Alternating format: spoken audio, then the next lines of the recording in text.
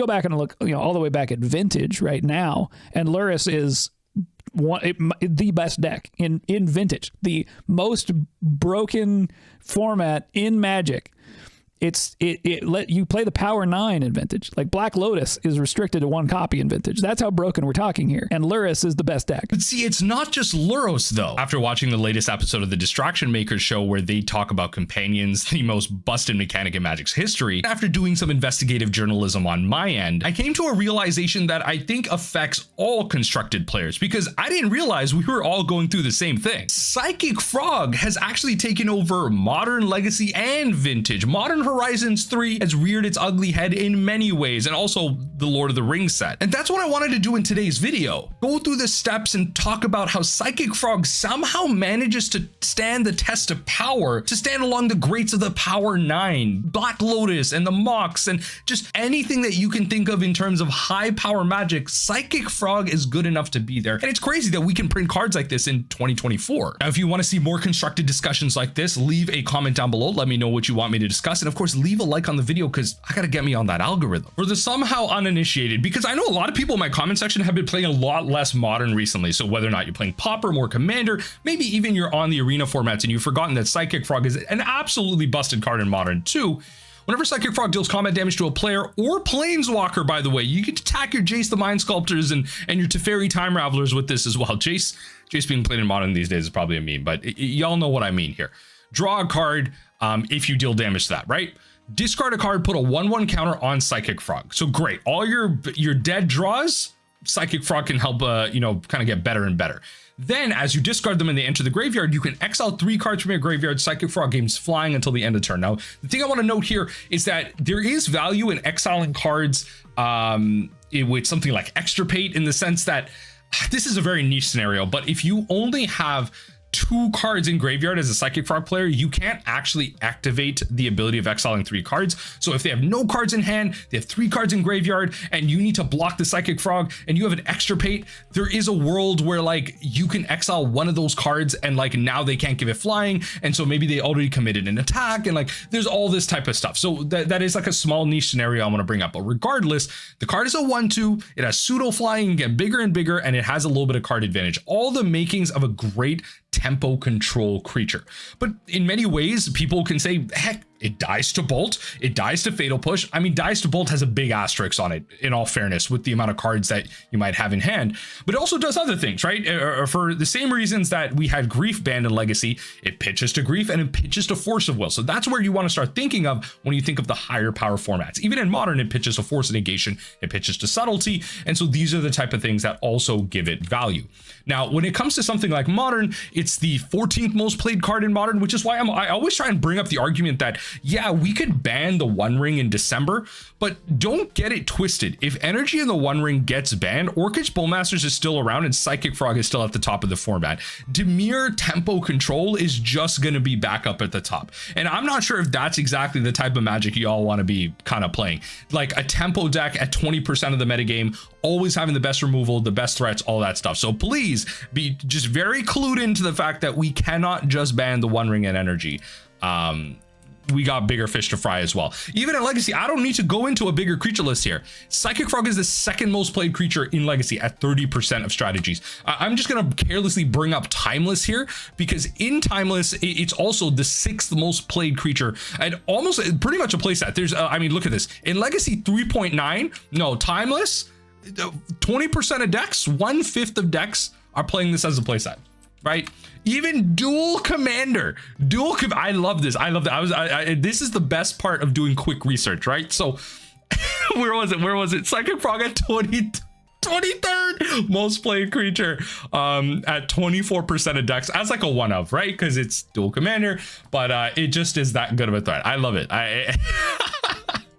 Again, a bit of a wilder field. I just thought it was kind of funny. I don't know where the data comes from all this. I can't remember properly if there are like leagues that come out for stuff like this, but anyway, I just thought it was kind of funny. But really where I want to take this is Vintage Psychic Frog is in over a quarter of decks as a 3.8 copy. 26% of strategies are playing Psychic Frog in the most powerful format in Magic the Gathering. The most played card in the format is Black Lotus, Mox Sapphire, Mox Jet, Mox Pearl, Mental Misstep, the Two Forces, Ancestral Recall, Mox Emerald Time on Fam. That is the Power 9 up there, right? And Psychic Frog can actually, Modern Horizons 3 2024 printed Modern Horizons 3 staple Psychic Frog can somehow be up here in Vintage. I can't, you know what? Yo, shout out to a great episode by the Distraction Makers on Companions. But when I clued into this, from what was being said by Gavin, yo, when I tell you I was tripping balls, this was a true rabbit hole to get down. Now, Vintage metagame, I've had some dealings with the Vintage metagame. I've been relatively adjacent. I really like this format. I've talked about before, if funds were an issue, I would love to play Vintage. It's very similar to Modern in that case of being drag racy. A lot of advantage can be parabolic advantage, whereas Legacy is very kind of intricate in its choices, and you can make a lot of comeback. I find Vintage is closer to Modern in that sense. I mean, it's a format where if we look at the top of the metagame, I mean, Dredge is at the top of the metagame. Yes, graveyard strategies are there. Regardless of how many powerful graveyard strategies are out there, Dredge has stuff like Bizarra Baghdad, a land that does not tap for mana, but you draw 2 cards and discard 3 cards. You can imagine discarding 3 cards is absolutely insane in a world of Hollow One, and then drawing cards is absolutely insane in a world of, you know, kind of the Stinkweed Imps. Grief is in here. This deck is playing Golgari Grave Troll, Force of Will in the main board alongside Serum Powder and Creeping Chill. Yo, this is literally like a Modern deck minus some cards and then Bizarra Baghdad. That's how powerful this deck, that's how powerful Bizarra Baghdad is. All right, like that is the power of it. It really does. Like you look at a lot of this list, you know, minus some cards that are banned or, you know, whatever. It's a Modern list plus Bizarra Baghdad.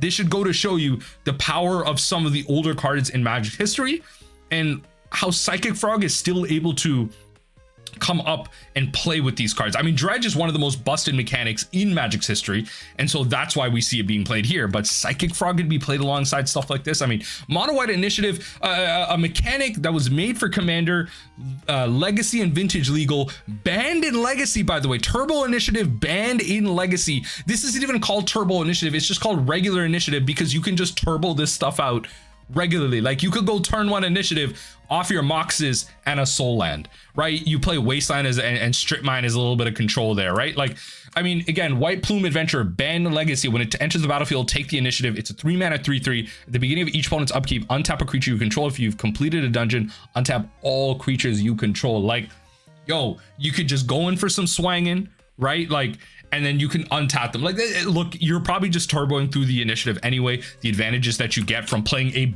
literal board game in the game of Magic the Gathering. That was just my favorite thing. When someone clued me into the fact that they literally printed board games in your physical board of Magic the Gathering. I mean, again, for those of you Pauper players, you're pretty well aware of the initiative through like the Gruul mid-range deck and the Gruul Panza deck, but you get a basic, you're usually going down the left side, you get a basic, put a 1/1 counter on a creature, you trap where target player loses 5 life, then you get to draw a card, and then you get a card for free. There are some few situations where you do need to make a comeback in the game and you're behind where the 5 life doesn't really matter. You go down the left for the 5 life, you could go down the right for a little bit of scry, you create a treasure token for some ramp, you create a creature, maybe as a blocker, and this also has Manache, and then you get another creature at the end regardless, and you can go through it over and over and over again. So again, banned in Legacy, powerful enough where Dimir Lurrus Control is the second best, if not the best deck in Legacy right now. Like if we kind of pop back, right, to the metagame, Underworld Breach is at the top.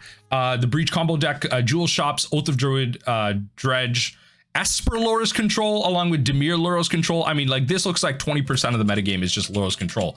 Now, the big thing I want to point out here is the only 2 threats in this deck. The only 2 threats in this deck. Lurrus does not count as a threat, okay? Because that thing is getting removed almost instantly the minute you use it, right?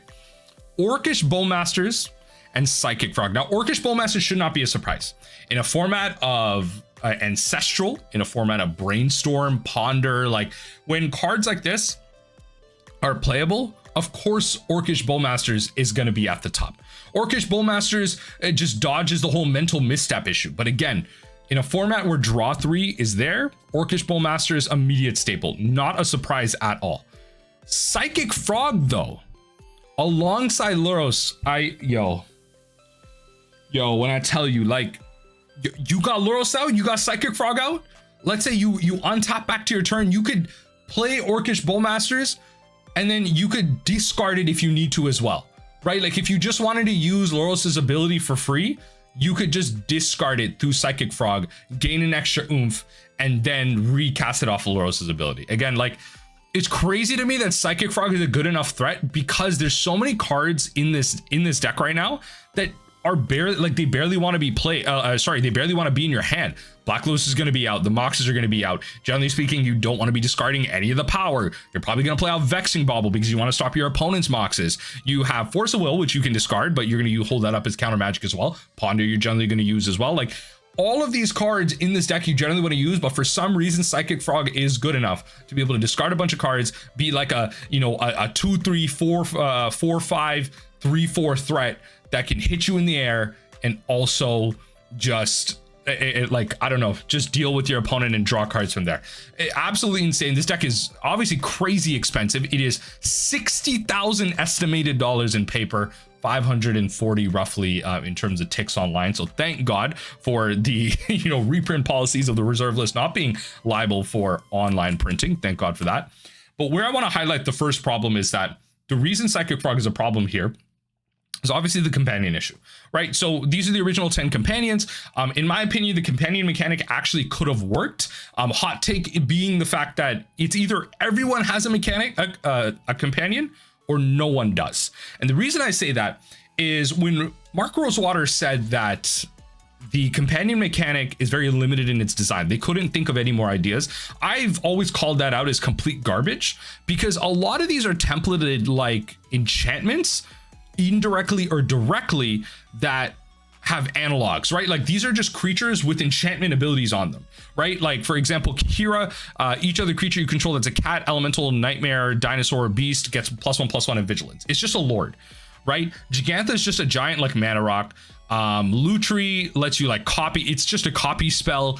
Lurrus is like, gives you an enchantment that like lets you reanimate things. Garuda lets you like, when it enters the battlefield, each player mills and then put a creature card from among them. And like Garuda was like a great combo deck. Yorion just allowed you to, play Yorion for free, but it made it so you could have, like you had to play like a larger deck size, but then you also got a free flicker out of it. So there's like a multitude of issues with the companion, right? So you have Lurrus of the Dream Den being the primary problem. Now this is banned in Pioneer, Modern, Legacy, and Explorer, right? The fact that this is still legal and historic and timeless, absolutely insane. Of course, legal in Vintage and Commander.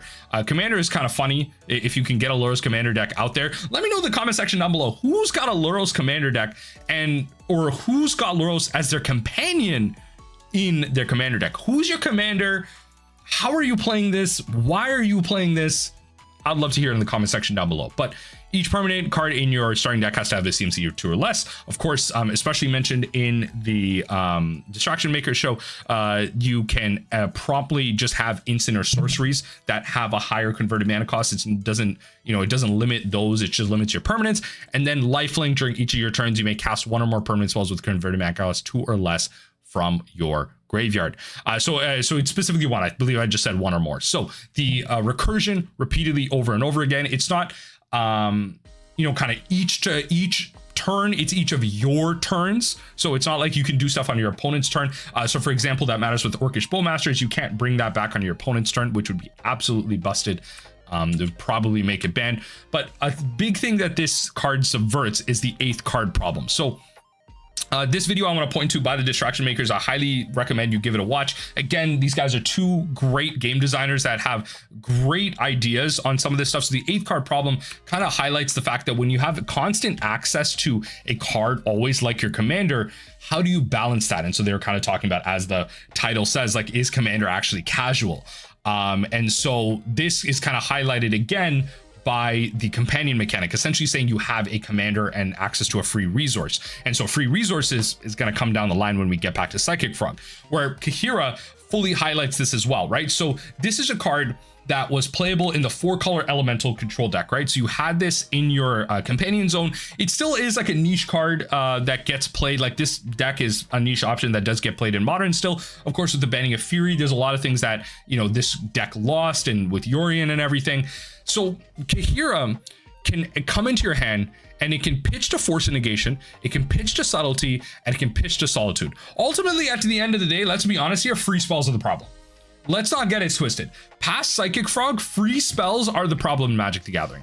They are not balanced enough. The downside is not enough. Like Force of Will should have been like you lose 3 life or 5 life or something. It should have been a significant downside. Not 1 life, but they didn't know back then. But especially with these Modern Horizons 2 elementals, they don't have a downside whatsoever. It really is not a downside to have to exile another card and then you immediately sacrifice it. There's so many ways around it. The abilities are so powerful, and I love how initially, like, everyone thought Grief would be the worst one, but Grief ended up being the best one. And I believe like Fury was somewhere in the middle, and also being the one banned first, but arguably it died for Grief's sins, all that stuff in Modern. But really highlighting the fact that Kaheera is in here, not necessarily always as like an anthem, but a card that you have in your 8th slot that can just be that extra resource you need for your Subtlety, for your Force of Negation, for your Solitude as well. It acts as an extra resource that you then have to balance, and this is where Lurrus ultimately gets end up played in Vintage. Obviously, you know, there's Force of Negations, or not Force of Negation, Force of Wills that can counter the Lurrus once it ultimately gets played. There's plenty of removal spells. You have like Path and Swords and all that stuff, primarily Swords.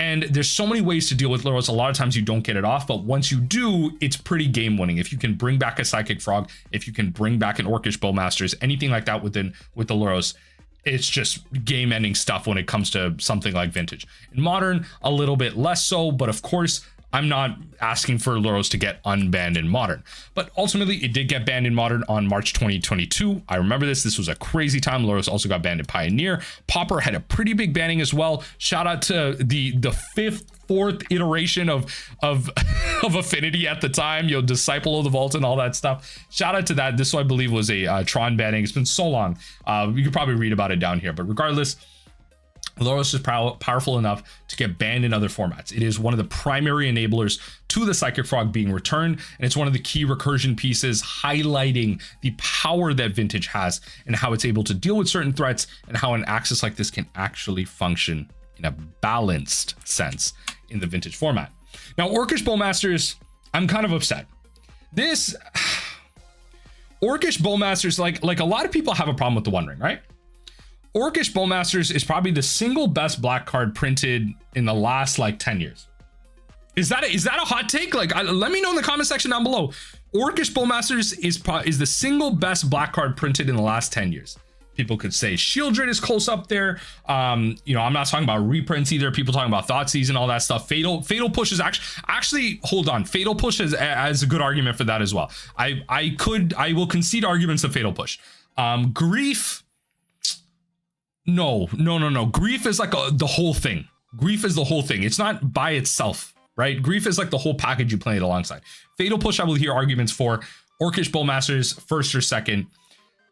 This is obviously powerful in Vintage for the reasons that I mentioned. Powerful there. The Lord of the Rings set, absolutely insane. And it needs to be there because the One Ring does get played in Vintage, right? And therein lies another problem that I want to highlight in a second as well. But Psychic Frog, being 2 CMC as well, being returnable, is also absolutely insane. If you didn't catch in the list that I was showing off there, Fatal Push is played as a 3 to 4 of in this deck because you need clean answers to this. It's a big reason why Fatal Push has actually made a big comeback in Legacy as well. Damage-based removal just isn't it. This is the best black threat. This is the best blue threat. So you can't be playing stuff like, you know, destroy target non-black creature. You can't be playing Snuff Out. So you need to be having clean answers to threats nowadays, and especially because Fatal Push does have a lot of viability against a lot of other creatures. It still kills Orcish Bowmasters, Lurrus, a lot of the initiative threats, all that type of stuff. It does actually do a lot when it comes to killing things. But Psychic Frog being this powerful in the Vintage metagame, I think highlights a central problem with the design of Modern Horizons 3. How these cards work so much either by themselves, they do so much by themselves because they need to sell the set, they need to be the rare that they are, or like the energy cards that exist in Modern, they don't bring in the other energy cards that have existed previously. They work together in a silo, in a vacuum together. It's designed to be around together. And there's a specific video by the 3-3 Alk. I'm hopefully gonna kind of list it in the comment section down below. They highlighted that point pretty well. So I notably will admit I got that point from them. It's a really interesting point. Again, how that type of design is very siloed. It's very kind of stuck in, where the energy cards from Modern Horizons 3 work well together. They don't necessarily work in tandem with some of the other energy payoffs that have existed previously. They have been outclassed, they cost too much, or they just don't work to generate the same amount of energy in the same amount of way for a modern card pool. And that modern card pool, the definition of that feels like it changes like every 2 to 3 years. The new modern, like the minute the new Modern Horizons comes out, this just feels like old news. Like I feel like I'm being used and abused, right? Based on how old I am, like I feel like by the time the next Modern Horizons come out, I'm probably going to be trying to have a kid at that point, and I'm gonna have to be telling my kids about how back in my day, the original Modern Horizons, the force of negations and the blah blah blah blah blah. Like, y'all don't know how much we were fighting for our lives trying to make Force of Despair a thing in Modern. But look, Dimir Lurrus control, highlighting the fact that Psychic Frog and Modern Horizons design is absolutely so insane that it can actually work alongside some of the most powerful cards in Magic's history, right? I mean, look, you want me to add more to it? They got Treasure Cruise and Dig Through Time. All right, to my knowledge, those are restricted cards of Vintage. You ever need a way to feed your graveyard? Psychic Frog can do that for you. You got a land full of hands, discard them all to Psychic Frog. Psychic Frog gets super big. You Dig Through Time, Treasure Cruise, it doesn't matter. It does not matter, right? And it's a pretty resilient threat against opposing Orcish Bowmasters too, because it's a 1/2. Come on. God damn. The one thing I wanted to highlight with this screenshot was the fact that yes, the One Ring is powerful enough to be played in Vintage. It is a 4-of in Vintage shops with Karn. Vintage shops with Karn. All artifacts, you're playing the whole Voltaic key nonsense in here. Force of Will, Paradoxical Outcome. Vintage shops plays a playset of the One Ring. Oh God, when I'm so upset at Magic, you know. And this is, it's not even Modern Horizons to me. It's the Lord of the Rings set, because it's wild to me. You know, no one really thought the One Ring was going to be that busted. And I remember it being an overnight sensation. It went from like a $20, $30 card to like a $50, $60 card overnight. After the first weekend that it was legal in Modern, everyone was trying to get playsets. I remember it was impossible to get a copy of this card through the rental services online.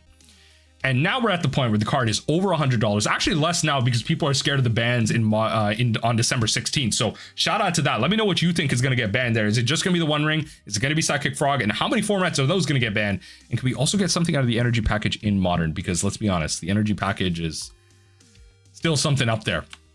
But ultimately, just wanted to highlight the fact that Psychic Frog is so powerful. Just in case anyone wanted to argue against that fact that it's played in everywhere in Modern, because yes, the Psychic Frog deck is the second, third, if not third best deck in Modern right now by a mile. And also we have it being played as the best deck in Legacy, the big bully of the format there, and powerful enough to be played in Vintage. Now, one of the reasons I actually like Psychic Frog being the best deck in Legacy right now is a lot of Legacy players will say that for enfranchised Legacy players, it is actually the worst time to be playing Legacy in general. It's all over the format. It's not fun. It's going to get banned. But the reason I like it is I recently made a video about folks trying to get into Legacy, and I think it's actually a great time to get into it because it's very clear as to what the top of the metagame is. And I think it's a great way to enter a very complicated, intricate format, learning these lines. Like you hop in, I'm hopping in learning Painter, and I know I have to generally be playing against these certain decks. It's going to be the Frog deck, it's going to be mono red, you know, stuff like that. And so I can learn in a very clear, concise, not wide open metagame how to play Legacy. And then once this card gets banned, the Legacy metagame maybe opens up a little bit more. Then I can maybe spread myself out a little bit and then kind of learn from there. So that's why I will say for new players, it's actually a great time to get into the format when it comes to an online perspective. I understand from paper, it's very expensive to do so, but that's one big thing that I will secretly give to Psychic Frog. I think because of it, it's a great time to get into Legacy, to learn a very very bottlenecked in, siloed focus on the card pool and what decks you need to play against. And then again, as I mentioned, once it gets banned, you can then expand out your knowledge and learn from there. So that is the only good thing that I'm going to give to Psychic Frog. Let me know what you think about the card down below. Is it absolutely insane that this card gets played in Vintage, or do you think it's just, of course, anything from Modern Horizons 3 is going to make its way up there? I'd love to hear your thoughts down below, and hopefully we can see this sucker get banned in a couple of formats come December 16th.